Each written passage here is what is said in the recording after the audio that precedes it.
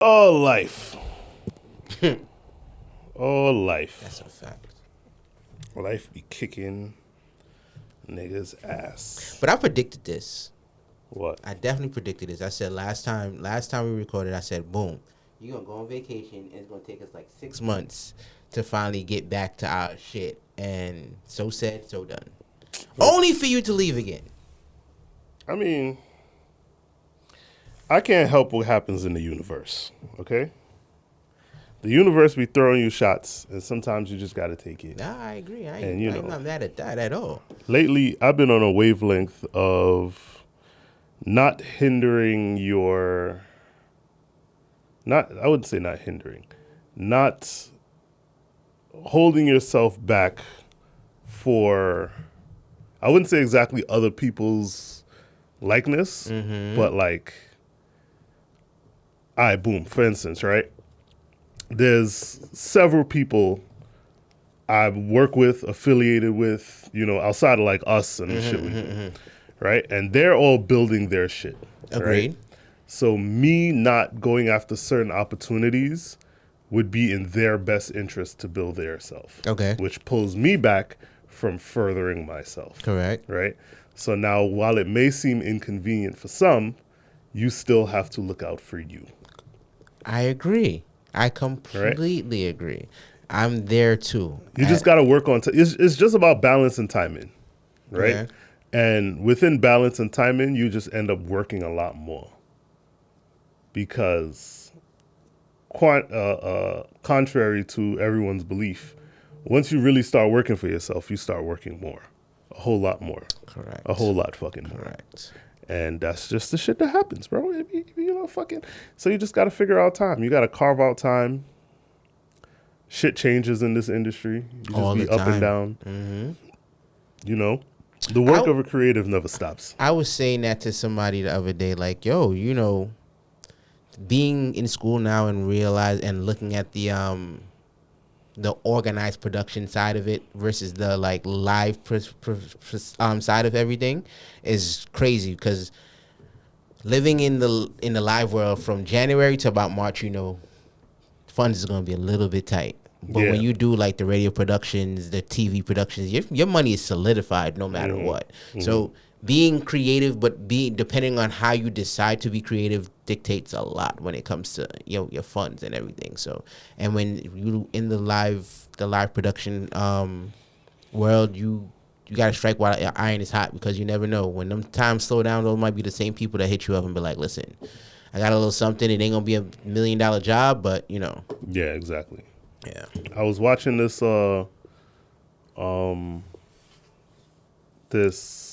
I guess it's a vlog. It's a YouTube video. This guy on YouTube who goes around and interviews people in the live production world.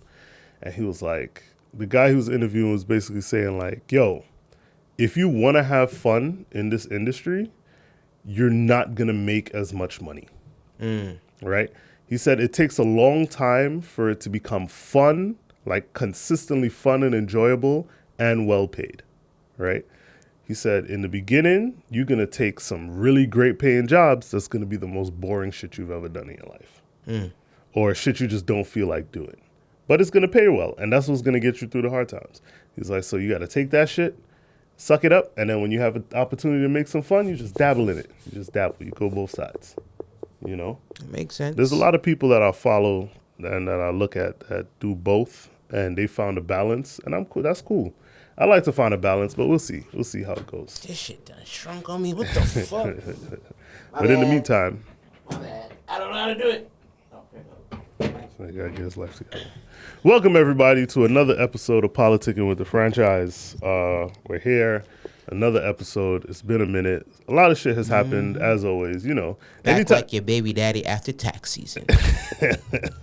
every time we go away, it'd be new life updates that we always can't get into fully. But you know, Yeah, shit is sweet. You know, we always got to take like a little 2-month hiatus, and then we can come back, hit y'all with mad episodes, and then disappear again around Christmas time.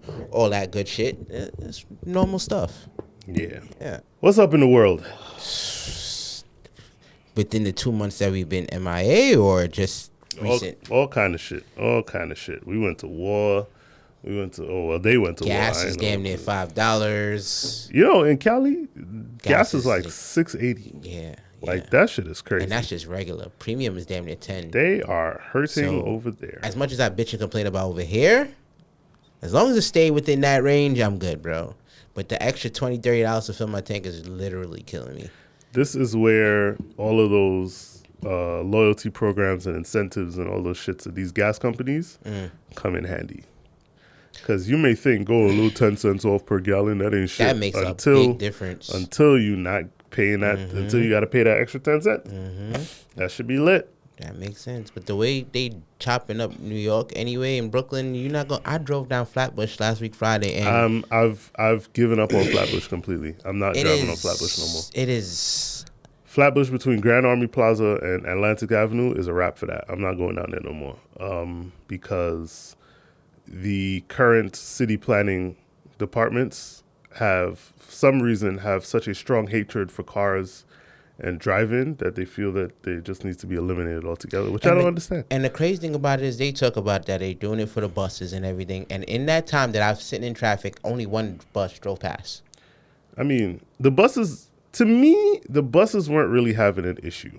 I've never really heard people complain about how inconvenient the buses are and how the buses are. Like, I've never heard it, right? So realistically, everybody know if you're going all the way downtown from deep in Flatbush, you take a dollar van. Nobody takes the bus to go. That's a lot. That's a lot of stops. Exactly.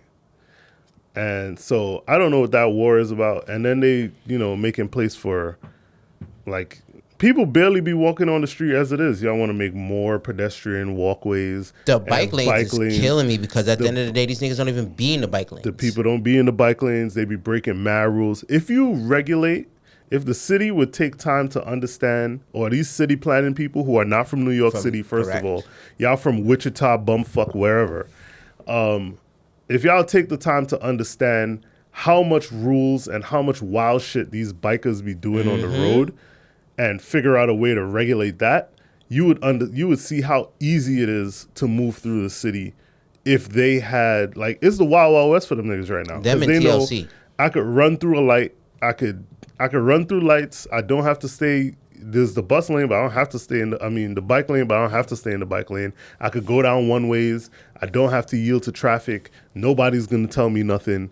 And then when they get hit, it'd be they were just there. The cars are so dangerous. It's like, no, they got hit because they blew through a red light into oncoming traffic when they didn't have the right of way.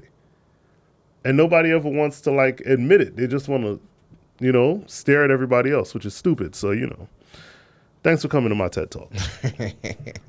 This is my argument. And this is coming from somebody, and see, I could talk my shit because I ride a bike, I drive, I take public transportation. I'm on all sides of the fence, right? And nobody can tell me nothing because you don't ride a bike. You don't even have a driver's license. You want to talk about the cars. Oh, fuck the cars. My son goes to school in Queens. I live in Brooklyn. You're going to tell me I'm going to take public transport. You know how long it takes to get to his school by public transportation versus driving? It takes me 38 minutes on average to get to his school driving. If I was to take that same public transportation, because I had to do it once when I was working at the airport, it takes 2.5 hours by public transportation. Because I have to take a bus to a train to another train to a bus, which is wild inconvenient. Which also, if is being promoted as the faster mode of transportation, why the fuck does it take you so long? When they say, and that's the thing, right? When they say public transportation is a faster mode of transport, they're talking about taking one train from Brooklyn to Manhattan. If I'm taking the train from Brooklyn to Manhattan and I'm just going to Manhattan, it's faster, right? If I have to get to a specific destination anywhere in the city, it takes longer. Right? It's easy to go from Utica to 42nd Street Grand Central Station. Cool. That's great. Try going to Jamaica Station from Utica and Church Avenue. See how long that shit takes. That is a headache. That shit is a headache and a half. That is a fucking headache. So don't tell me about driving. And even though, like, the bus over there comes quick, it's always packed. So you're not even guaranteed to be able to get on that bus when it pulls up. So yeah, that is And bus drivers, you a second off You from getting mean on the the buff. content creators, not the bus drivers? Them Because niggas will everybody close the in door. Niggas will close the door and drive the fuck off. all these niggas is content creators. They don't give a fuck about that job. They make more bread off of TikTok. That's great for them. I love it. I'm not mad either, but like, don't be trying to act like, that shit. That whatever. My nigga on TikTok will be like, yo, fuck with me, bust out of service. I love that. Ain't mad funny. Yo, the difference between old MTA workers and new MTA workers is a big thing, bro. Old MTA workers really used to be like, they should try. These new MTA workers is like, I don't give a fuck. You want me to do what for the fare? I don't get paid for that. I don't give a shit. Like, no, you know what it is? You know what it is? And it's the same thing across the board with every profession, every job, everything. It's no longer a career to anybody. Yeah. Right? It's not my career. This is my job. Right? I'm doing this job until I maybe find the next thing or I find a come up. Nobody's seeing this as I'm going to work here until I retire. I'm going to put my all in so I can enjoy my life when I'm done. Right? None of them are thinking that way. You have a select few. I had a conversation with my cousin. My cousin's husband is my cousin, whatever. And he said he sat down and crunched the numbers one day about working in the MTA, working as a bus driver, and where he is now to where he will be in 5 years, right? He said, if I stick this out and I do what I'm supposed to do, in 5 years, I'm going to be a complete 360. So why wouldn't I put my all into this and make this a career? And then he was like, I'm looking at, referring to my uncles, because we were all on a family trip. We were all in Mexico for my cousin's wedding. I'm looking at my uncles, MTA bus driver all these years. Actually, they were all bus drivers, except for one of them. I think he was in construction, whatever. He's still doing great. They all retired from the MTA and live in extravagant lifestyles as retired MTA workers. We sitting with my uncle at breakfast. He was telling us about his safari trip to Zambique and going to Tanzania and going to Europe and Greece and all these places. And he was like, yeah, that's just, I just travel and chill. He said, I work hard. He said, I work hard all these years. Now I'm enjoying it. I don't think we currently are in a generation of people who are looking to those means.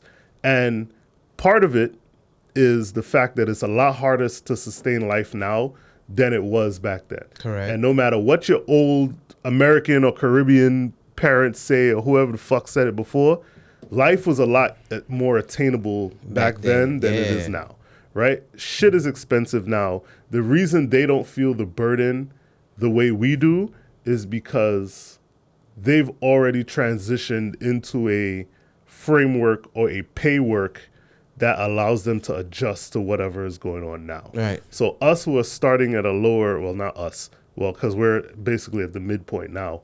Where we should be, where we are now is still lower than where they started from in terms of quality of life, way of life, and pay for life. Right. Right?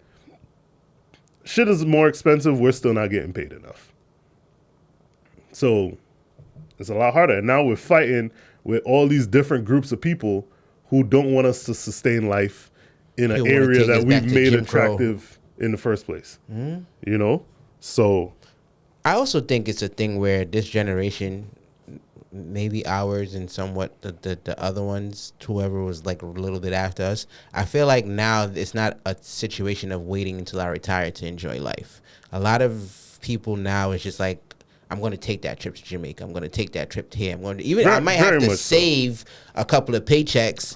I may not be able to eat this week, this for the next 6 months, but at the end of the day, I want to go in and experience this place. So that's what the fuck I'm doing. Instead of our previous generation, our parents and their parents, they saved all that time. That's why a lot of the time when they retire, they could take 6 months off and then retire because they have all that time backed up. Yeah. We don't allot any kind of sick days, vacation days, none of that. As soon as that shit hit a week, bank it. I'm out.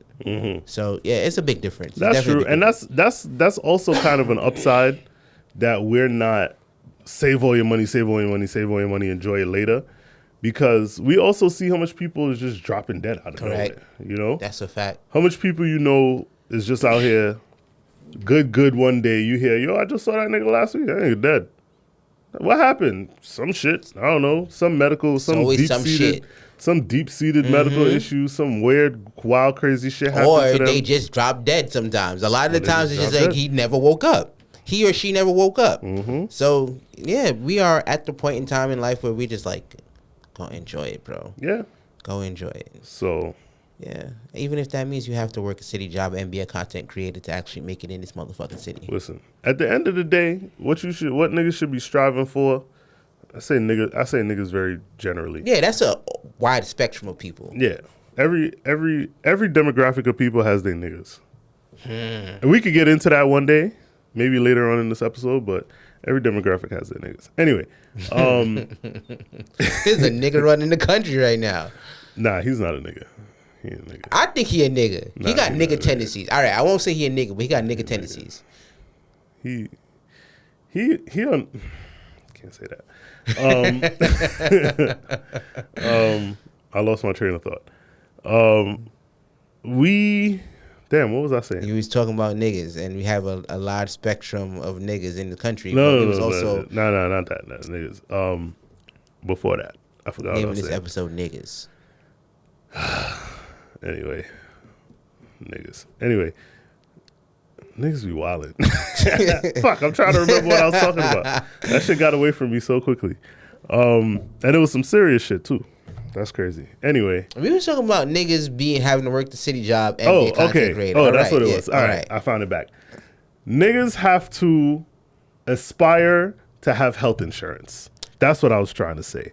So you could do whatever the fuck you want in this world, As long as you have as health long insurance. as you get some fucking health insurance. I agree. Right? I agree. So if you want to be a content creator, but you got to work at you got to work MTA, find out the balance of, I could work this job, I could get some benefits, and still and live my I could dream. still live my dreams.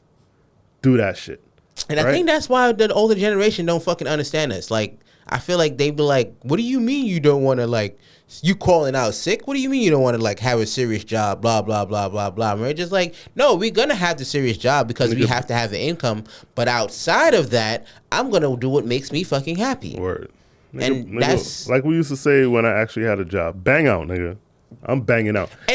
And that's my motto in life. When I go to places of service and you give me attitude, you had the option of calling out sick. Mm-hmm. But you came in here with your messy shit, with your fucking attitude, and it's my fault. Come on, bro. Call the fuck out. Be a man about your shit. And if you ain't got no more time, just take the L. My last job, we used to get a certain amount of... We found out that we got a certain amount of PTO per... it's not even quarter. Per... bid, what do they call it? Bid gap, like for amount of time that you're working this bid, right? And we also found out that it doesn't roll over, right? So we used to be like, yo, all right, cool. We get 6, right? You get 6 call outs that's not supposed to impact you at all. You're supposed to be able to take it. They can't tell you nothing, whatever. So it used to be like, all right, cool. I'm going to choose stuff I'm going to do, and I'm going to choose days to bang out, right? Yeah, I used to go to a party. If the party too sweet, bang out. Fuck that. And there'd be days where I should have banged out and I didn't. I remember the first year I went to, what was it? When Camboulet was still good. Nigga, wasn't that like I know what you're talking about. Early 2000s. We went Camboulet one year. I went in my work clothes. I put a Tyvek suit on over my work clothes, and I definitely should have banged out. When I tell you the rum was lashing. Yeah, I was on the employee bus to work like, God damn.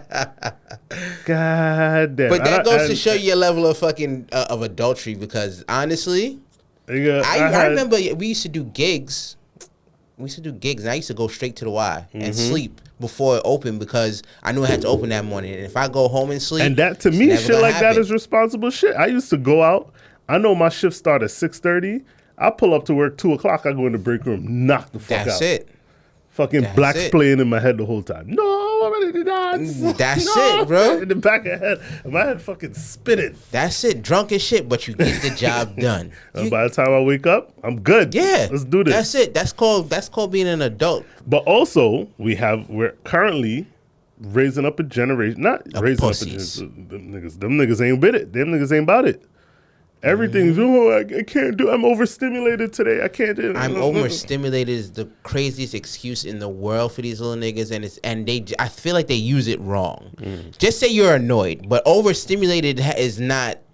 It's not the word you're looking for. But at the same time, like I was scrolling through TikTok or Instagram, and this chick was, like when something is happening and somebody's like in their phone and like, yo, y'all need to do it. She was like, they're making these fucking kids stupid on purpose. They're making these kids stupid on purpose. I could tell. I finally have evidence. And it was like, they're currently the generation. All right, first of all, you little niggas can't read. You little niggas can't read. You niggas can't tell time. You niggas don't have, you're lacking. Remember how people used to be like, yo, that nigga book smart, but he not street smart? These niggas are neither. They're neither, yeah. Neither street smart nor book smart. Yeah. Right? We have intelligent children, but they don't have no fucking common sense. And because they don't have no common sense, you just have kids out here in the world doing dumb shit. Doing fuck shit. The chick was telling a story how she went to the store to buy something, and the whatever it costs was it was like $4.28. So she gave the chick $5.28, and the chick just stood there like 2 minutes. Was like, you gave me too much. She was like, I know. I want you to give me back $1. She's like, well, I can't do that because you gave me too much money. She was like, I gave you $5.28 for an order that cost $4.28. I did not want to break the 5 because I don't want coins. So I gave you enough for you to give me back what I need. She was like, you can't do that. You can't do that. And They have a meltdown. Stupid. They're routine children, which is very scary. This is why they're all getting shot and killed. Oh, sorry, that was bad. But they're routine children, so they're so used to doing the same things over and over again that when something throws a hinge in the matrix, it becomes a problem. No, you know what it is? It's the over dependency on technology. That too. Right? So if you as a cognitive adult are working in a space where you have a cash register in front of you, if the cash register can't tell them what they put in and what they're supposed to give back out, they don't know They don't know how to do it. And that's the main issue. I was at the corner store the other morning, and this little girl came in there. She was like, she asked Ox, she was like, where the fuck you was at yesterday? Where the fuck you was at yesterday? He was like, why? What happened? She was like, I went to school, and they tried to take my phone and my crusher. And I was just like, a crusher to school? What is wrong? Why are you taking a crusher to school? I'm like, if you need to smoke weed that bad, you better take it back to the 90s, and I'd crush that bitch in your hand. And they outside bunning the biggest spliff I've ever seen in my life. This guy in the corner store was looking at us like, he shook his head. He was like, look, that's our future doctors and lawyers, bro. And I was just like, you know what? I don't want to come across as the mean old, unk type nigga, but that is our future doctors and lawyers. Like, that's crazy. If they make it that far. But, the amount of whatless degenerate people I went to school with that are now principals and doctors and all kind of like business professionals. Correct. I'd be proud of them niggas. I mean, but they weren't degenerates. They were just assholes. I also think at a certain point in your life, you got to find yourself. So they were that person at that time, and when they settled the fuck down, they realized, as in case me, I hated school, and nigga on the dean's list and all kind of shit, and just like, it's all about you. You got to grow, and when you grow and become that adult, then, It take the right situation. Correct. For some end up burnouts their whole life, and but I do feel like, and we live in a very sensitive America right now where shit like what I'm about to say, a lot of people will take it the wrong way. But you're gonna say it anyway. But yeah, fuck that. They need to start leaving you little niggas back. No, dead ass. They need to bring back bullying in school, and they need to bring back See, my beef with the bullying thing is this. All They right, still bully niggas in school and they don't do shit about it. They just, no, they need to bring back the dozens. They need to be cutting people's ass. Because bullying and cutting somebody's ass is two different things. Bullying is a physical fucking act. When you cut each other's ass, that is verbal dialogue between the two people. All right, true. That two people may not, that let these just niggas so happens to be funny. But you need to leave these niggas back, and it needs to be shamed. You dumb nigga, you in kindergarten classes and you in the fourth grade.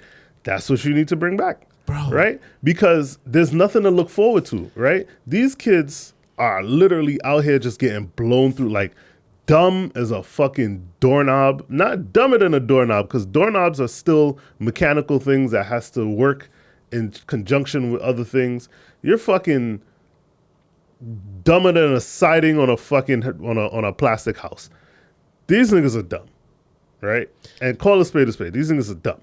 The problem with leaving them back is that ever since COVID, quote unquote, they're all fucking stupid. Well, all right. So it's a combination, right? You need to start leaving them back, and they need to roll back the amount of technology in schools, right?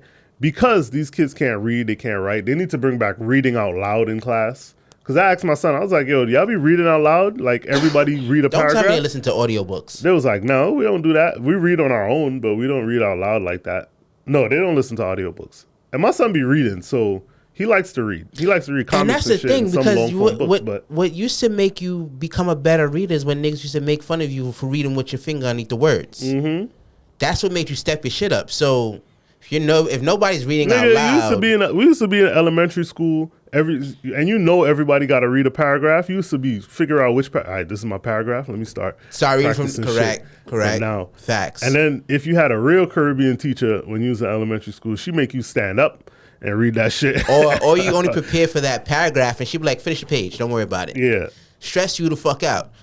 But like, you struggle a little bit. Finish it. Mm-hmm. That's why we're good people in school now. No, well, we're not in school, but that's why I'm smart and beat your children, but not like publicly.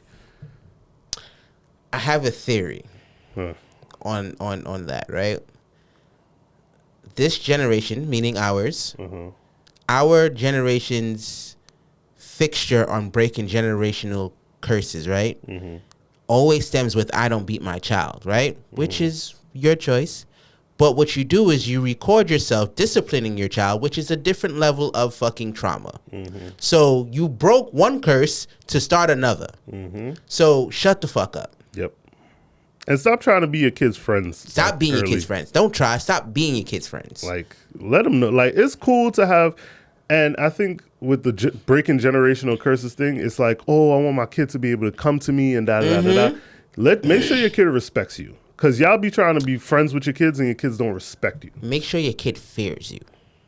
Not like, oh my God, mommy's coming home, but make sure they have that level of respect to the point where it's just like, if I do this, I know I'm going to get in some real fucked up trouble. There should still be that voice in the back of your head before you do some dumb shit. Like, this nigga might kick me in my throat. Or I'm more afraid of getting caught by my parent than at the fucking than the police or some shit. These kids don't be scared of that shit. Nope. Because their parents want to be cool. You my man 50 gram. No, fuck that. There was a teacher who was on TikTok saying like, these children are out of control now. The parents are the problem as well, blah, blah, blah. She's like, yo, I had a situation with a kid. And I was like, I'm going to call your parent. And they was like, I'll dial the number for you. And she was like...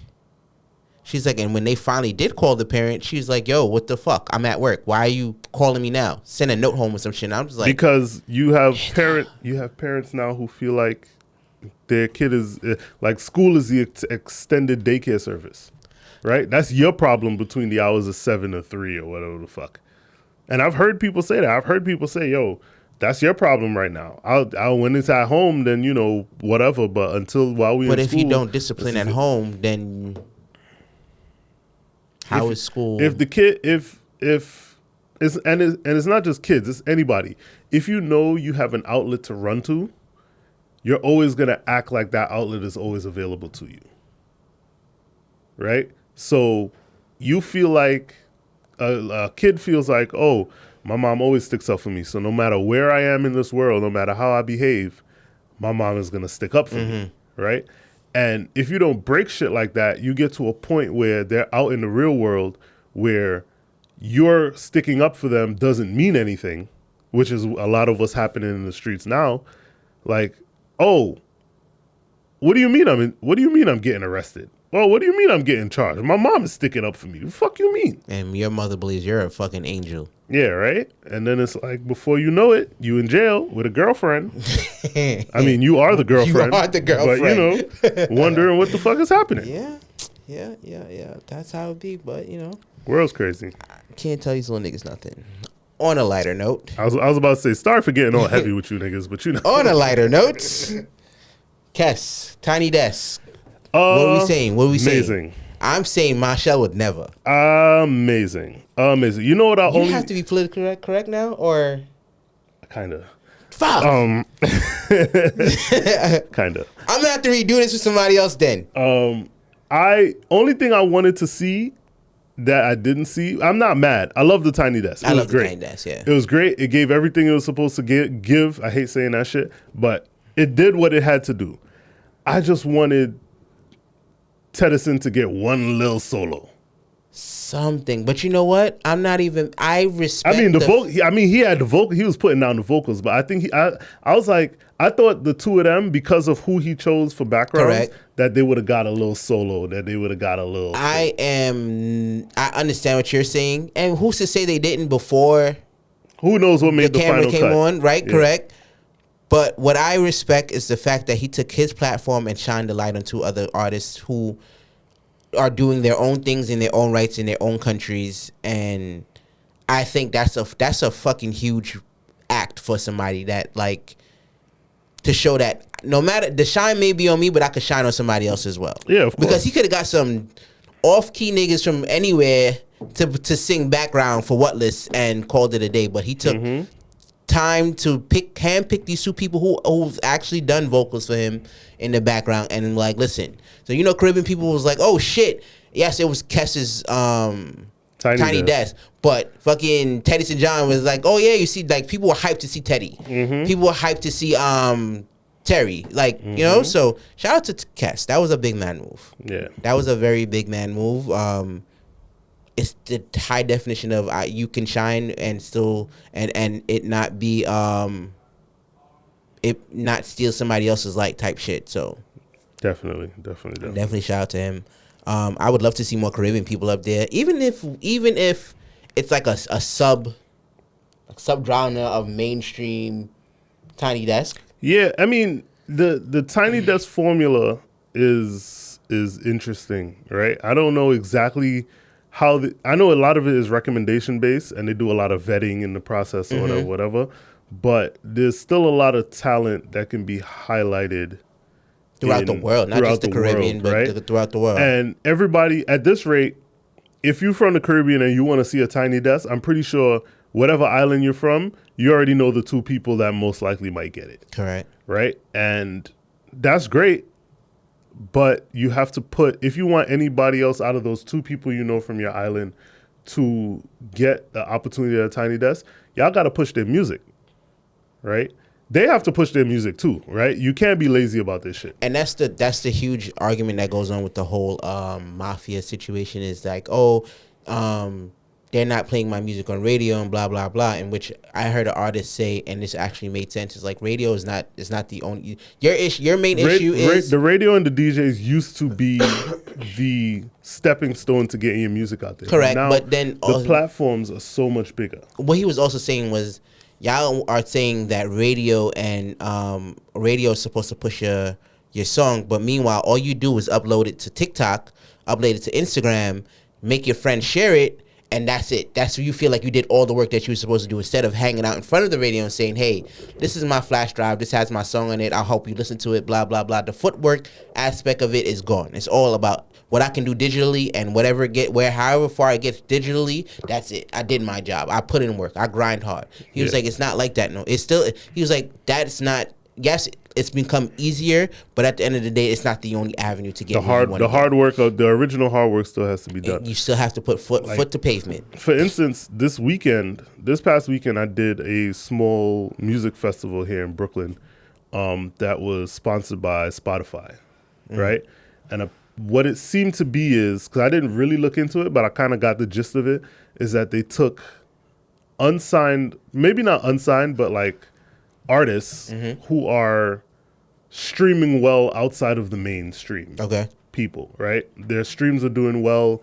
They're getting recognition. They may not be the hugest artists, but they have a voice that might be beneficial for a larger audience to be heard. So they had this small music festival. It was all literally like 5 venues. No, it was 1, 2, 3, 4. About 5 venues in the span of like a block. And you buy a ticket and you could go to these different stages and you see all these people perform. I heard some good music this weekend. I ain't gonna lie. And I've never heard of any of these artists, right? I've never heard of them. I've never seen them before. But I heard some stuff that I'm willing to put into my musical rotation, right? And that shows that you don't have to rely on one set of people to get your music out there. There's multiple platforms that you could use, but you have to go out there and use those platforms. Spotify may not, and everybody's trying to get money, right? That's the problem. And that's great. Everybody needs money. We understand.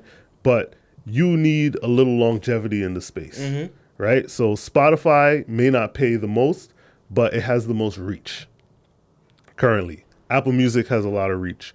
YouTube has tons of reach. You know, under every post you post on your Instagram and your TikTok, you should be linking all your music. Like all these different things. Do you know what I got recently that I know is also something that you can do in order to get yourself out there? I got a dot card. You was on my ass about getting that dot card too. Yes. I got a dot card, and when you tap it, it gives you the link to everything, including your spot, like the any link you want to put associated with your dot account, you can. Yeah. Nigga, you should be walking up to people and just tapping your shit on their phone. Hey, what's up? My name is Ding. Yep. Got you, bitch. Listen to my shit. Got you, bitch. You know, so there's ways to get your music out there. Again, shout out to Kess. It was like the day that came out, I could see who watched it because there were people in their phone just grinning, ear to ear grinning. That's what I like about the Caribbean. We could also, but it's like when one person make it, I feel like we all make it. The only issue that I got with these niggas is the fact that they be letting certain outsiders come in and create fucking drama amongst all of us. That whole I Show Speed shit. Oh yeah, the I Show Speed Grenada shit. versus Soca versus Trinidad, and everybody saying Trinidad feel like they the gatekeepers of Soca and blah blah blah blah blah. It's annoying and it's stupid. It's pointless, but you know, y'all made a whole argument over KFC. Like, over KFC. And somebody, I heard a post that was like, y'all making this big fight over white man chicken. It's stupid. Honestly, it's stupid. I also am not a fan of the streaming situation. To me, he came across very rude. But, you know, I am an older gentleman. I guess you can consider that. Another entertainment thing that I want to touch on with you is Vybz Kartel. And the way Jamaicans are calling him all kinds of words outside of a child of God because he out on his internet dancing in his drawers, right? Oh, I didn't see that. Yeah. He's just like, and the funny thing about it is the one that I seen, he was like, you think I care about what you say? I'm rich. I'm fucking rich. So you can have your opinion and you got to realize that at the end of the day, you got to go to work and I'm rich. But what I'm also telling people is this. The man was in jail for how many years? A long time. A very long time, bro. And he was sick in jail. So now that he's out, he's enjoying life. It's called growth. That man, yes, he's still Jamaican, and he will tell you a Bati boy with no vengeance. But at the same time, he's out here enjoying life and doing different things. It's the same thing I'll be telling people with Bobby Shmurda. Y'all be talking about this man danced too much and blah, blah, blah. That man was in jail. He was in jail. So when you come out and if you doing the same shit that you was doing before, you deserve what you get. They coming outside and they realizing behind that wall ain't fun, bro. Let me enjoy life. Let me whine on Abati. That is it. So being upset that man in his drawers, living in his. I'm very sure it's not no Bobby's cotton drawers. It have a name to it. It's expensive. It has taxes on it. Let that man enjoy his life, bro. Facts. That's all I'm saying. Facts. I just think people have. There's two sides. I think there's two sides of the Caribbean when it comes to it. It's like it's either the we will celebrate everything or every single thing you do we have a problem with type of people. I saw another interview. I don't even know who did the interview, and they were talking about David Rodigan. Okay. Ram Jam, right? A lot of people, if you know David Rodigan and you know familiar with the dancehall scene and the Clash world, you know Rodigan is like the historian, right? There's a speech behind every dub. There's a speech behind. He know the story. He know when it was created. He know what you know. He knows where he was at the time, what time of the day it was. All that shit. This guy in this interview was basically saying, you know, he come and he thinking about our culture and he called himself the king of dancehall or something like that. Some. And it was interesting to see how many people in the comments were like, number one, they were saying the person in the interview was saying, how he feel he busts all these artists and he think all these people and whatever, right? And a lot of people in the comments were saying either they were like, yeah, he right, or the people who were on the other side of the fence actually had an explanation. So like there's that sheep mentality where you just agreeing with somebody to agree with them. But the people who didn't agree with him was like, number one, he never said that he was the king of anything. Somebody on his platform called him that, right? And his platform, David Rodigan's platform, is BBC. And that's the largest broadcasting network in the UK, right? And he may not bust artists, but he takes the time on his platform, which is a huge platform, to highlight what these artists do. He has a festival every year that's huge, right? Apparently he's in Jamaica more than anybody else. He was like, somebody in the comments was like, yo, y'all haven't been back to Jamaica since you left. This man is there multiple times a year and just loves the culture. He and just still loves the music. And cutting new artists too. Not just the old stuff, but cutting new artists too. Right? We have to there's people who appreciate our culture, and there's definitely people on the wrong side who use our culture for their own benefit, right? No matter where you're from. Am I allowed to call a name? Who you? Travel with Zoe. I don't even know who that is. So she's the white girl from. She started the whole thing. Oh, she's the one who started the whole thing with Speed too, but not just. So not she even just paused. that. It's funny because she made I think the whole Trinidad Grenada beef pause when she opened her mouth because they were like, "Bitch, who the fuck is you?" Correct. Like, who the fuck? Correct. I think with her, it's not. I don't necessarily think it's about the culture per se. I think it's just another aspect of white privilege, where it's just like, I'm not trying to be famous, but I'm also going to get famous because I'm the white girl who's going into these countries, living in the ghetto and staying in the ghetto and walking the streets and taking fucking cars with random people. Now, if she was black, niggas was just like, you're crazy, and went about it. But because she's a white lady, everybody's invested because, I'm not gonna lie, this is some white people shit. But at the same time, like I said, I think it's just another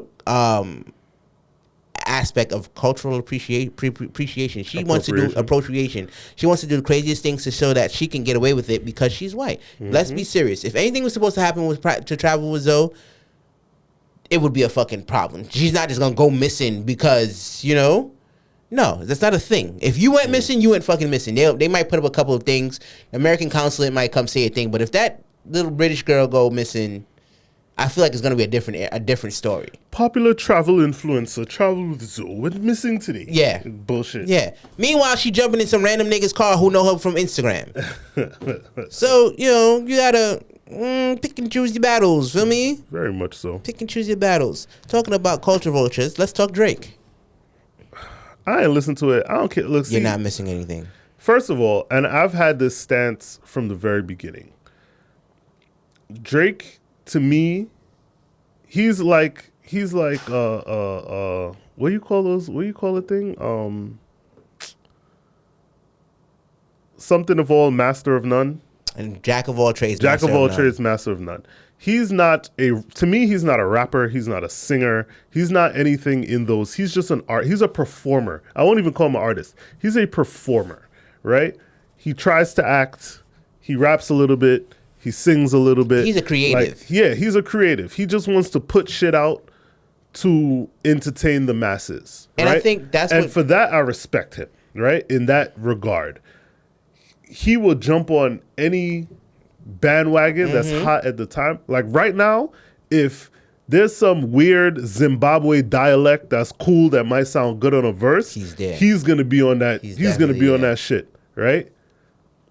If for some reason between the U.S. and Canada, that South African language becomes hot, he's gonna find a way. What's the fucking South African language? Tasa. Asa? Oh, yeah, with okay. the clicks. Yeah. If niggas find a way to incorporate that in some rap shit, next month he's gonna raise a freestyle doing that shit. Yeah. Right? He has no area. He has no ground. He has no this is my thing. He will get on anything to stay relevant to anybody so he can be. You know what he's like? He's like, and I'm not saying this in the wrong way. I'm saying it in the wrong way, but I'm not saying it in the wrong way. Did you watch a Diddy documentary? Mm-hmm. Remember they were saying in the beginning of the Diddy documentary, he was doing anything to seem cool? Because you a lame nigga trying to be cool? Yeah. To me, he's a lame nigga still trying to be cool. Right? So you're going to do on anything to get as much people to like you as possible because really at heart, on the inside, when you home and you alone, you by yourself, you're a lame nigga. I feel like... And I mean that with the most respect. You may not take it in a respectful way because you're a soft-ass nigga, but... I mean that in the best of ways. That's double insult. Well, what? All right, sorry. Take that back. For that reason that you say with him being a creative, I think that's the reason why I listened to the album the way I did. I'm not listening to Drake's album with expectations of having no skips. Mm-hmm. I'm listening to it for what did he hit for this summer? Like if you can hate Drake all you want, but a lot of the time he has the formula to have the song for the summer. So that's what I went into the album with those ears. Like let me see if I could point out what the banger is. I used to say, and I think I told somebody this like last year before. I said I didn't have that word seasonal banger, but he has seasonal bangers, not timeless classics. Correct. He may have one or two vastly rememberable tracks. I think mixtape Drake, he got classics. Mm-hmm. Album Drake, he has bangers. I agree. I haven't taken Drake serious since he did Houston Land of Vegas, the mixtape. That's the thing that put him on the map. Mm.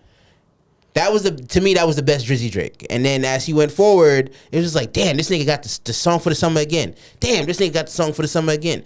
Damn, this nigga got the song for the summer again. We did an event a few weeks ago, and it took me like 2.5 hours into the event to realize that the party was all Drake. They played all Drake all night. First of all, I didn't even know he had this much music. And it wasn't anything vastly rememberable. Mm-hmm. But I remember every once in a while, I'd sit there and be like, oh, shit, Drake is playing again. Huh. Drake is playing it. Why am I hearing his voice again? All Drake party would drive me nuts. It was an all Drake party all night. They played all Drake all night. I was like, wow, this is Did everybody crazy. leave crying? It did end early. I can't front it. This shit did end early. Does not surprise me. I was like, wow. All Drake party is fucking crazy. It was an all Drake party. Shout out to that promoter that pulled that off, because you had some people in there that was enjoying themselves, but I didn't know how. I didn't know. I was like, wow, that's there is a level of certainty that he had to have a crowd. Because you cannot promote that to the world like, yeah, I'm going to throw this party with 100% Drake. I look at you like you fucking crazy. Listen. I look at you like you crazy. Are you dumb? Nah, I'm good. Thanks. But to each their own. To each their own, you know. So we back, but we not back, but we here sometimes. How are we doing this from now on? So I've also got into the mode of saying, well, I do this every so often. I just start saying no to people. Mm. So I got a couple of guests lined up. So while you're away, we're secure for a couple of episodes. Okay. I mean, I'm not going away for that long. I'll be back and forth. I picked up a new gig. I'm trying to be consistent though. Yeah, I know. I picked up a new gig. It's going to involve me I'm going to be flying a lot. So I'll be back in New York and then back out and back out. Speaking of flying, R.I.P. to Spirit. Let's have a moment of silence. R.I.P. to Spirit. All right, that's cool. Facts. I've never flown Spirit. Me neither. I've had some Spirit run-ins. I think my favorite Spirit story was when I went to New Orleans one year, and I'm sitting in the terminal waiting for my flight, and this how do I say this? This moderately voluptuous girl is running down running through the terminal, gets to the Spirit door, holds the door, and starts yelling from the top of her lungs, "Tanisha, I'm about to leave us, bitch! Bitch, where you at?" Which in turn made the entire terminal start yelling, "Tanisha, run, girl!" And Tanisha is waddling her ass to the terminal, trying to hustle, trying to figure out why all these people are yelling her name.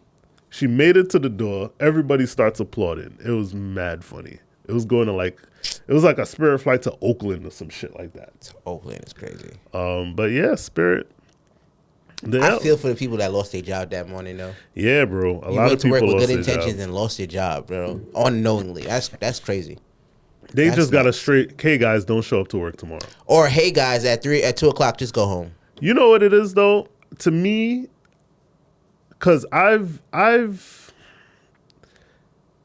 been on the other side, or the employee side of the airline industry. Mm-hmm. They definitely said something to their employees, but it was kind of like, no, not that nobody took it serious. It was like, "Hey guys, shit might go down. We don't know yet because we're trying to work on X, Y, and Z. But in the meantime, please still show up to work until we give you a final final day, some shit like that. A final go, no go." And I think that final go, no go came a lot faster than they thought it would have.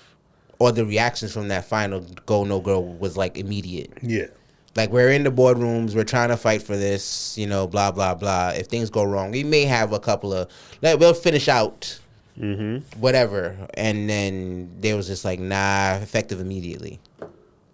Yeah. Yeah, that's crazy. That's fucked up, but that's why I be telling y'all, don't be loyal to these motherfucking jobs, bro. I remember there was a movie, I can't remember what the movie was. I think it was like a factory or some shit like that.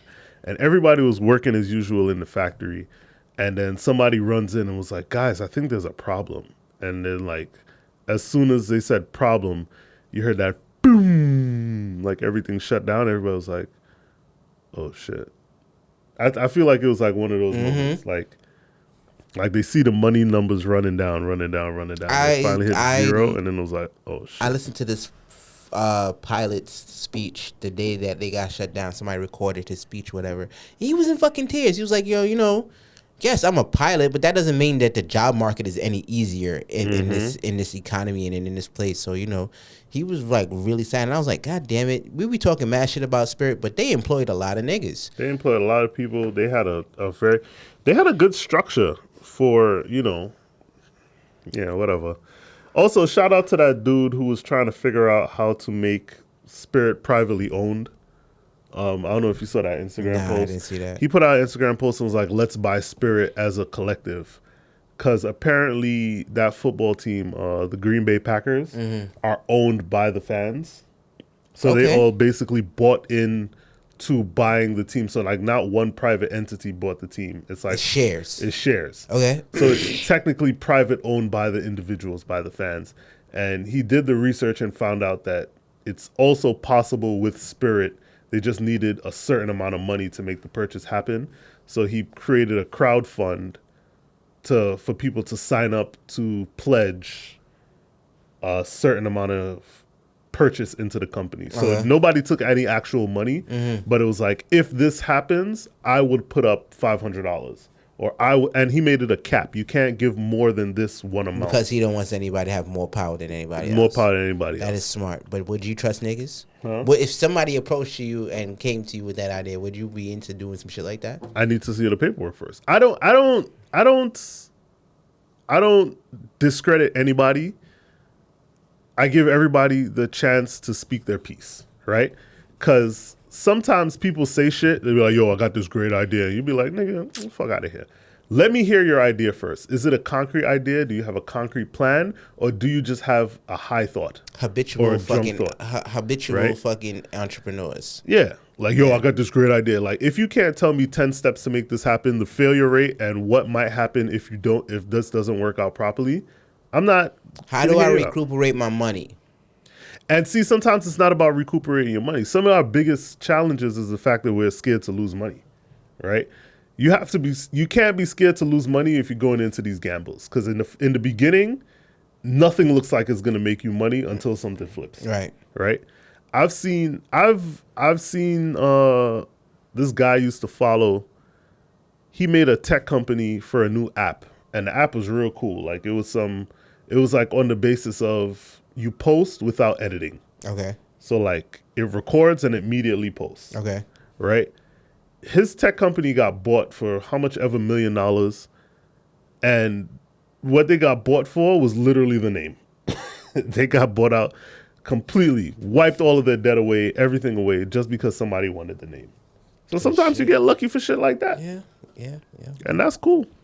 That makes plenty of sense. But we over time. No. We're just there. Remember, we had the beginning of the other episode. So. Oh yeah, that's true. Yeah, so okay. we're just about. Yeah. So this has been another episode of Politicking with the Franchise. We should be back in. Like I said, I got a couple of guests lined up. A couple of people I want to pass through. The show don't stop, bro. I'll be here. Yeah, I'll be here. Realistically, the other issue is that I was not taking days off. I haven't taken a day off in a while. So today's the first day I've been off since. I predicted all of this though. Just letting y'all know, I predicted all this. What are we in now? May. Nigga. I'll be 35 next week. You want to hear about me? Fuck. May 30. It's May. I'm still trying to figure out when's the last time I was off. Because it was April, beginning of April. No, end of March was my last actual day off. Right, because that was like the last time we recorded. We recorded right before you left. And then I left, and then I came back, and we hit it. Yeah, and I've been going ever since. Yeah. Well, it be real out here. Still broke though. That's how it be. Be working for somebody else. But thank you for rocking with us for this long. Remember that you can find us on Spotify, Apple Music, Anchor. Spotify and Anchor is the same thing. So now it's Spotify for podcasts. Yes, shit like that. iHeartRadio as well as Amazon. So everywhere we're there, and we on YouTube. Y'all share the YouTube shit, bro, because I'm trying. I'm learning. All right. Later. Peace.